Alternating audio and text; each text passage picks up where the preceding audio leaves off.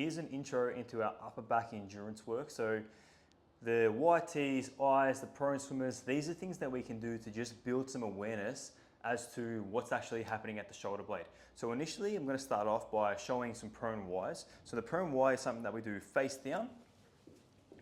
And I like to start off by relaxing the client's head. We can also put something underneath the portion of the head there. We're going to pop the hands close to the body, and then we're going to retract and depress those shoulders.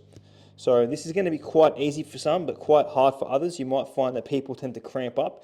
We can do it both externally rotated depending on the client and internally rotated depending on what the client needs as well. I'd be aiming for that client to achieve about 30 reps there. So this is what we call a low stim movement. A low stim movement can be done frequently because it isn't as demanding on the body.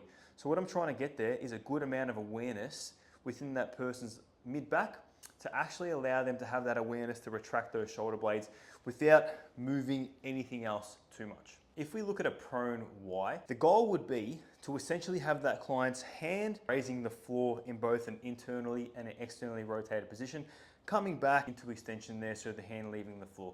Again, I'd want them to hit about 30 reps before we start adding some external load here. But what that looks like is here, hands by the side, and then raising these hands here. What we don't want is that anterior tipping there. It's not the pattern that I'm trying to train. I'm trying to train retraction and extension.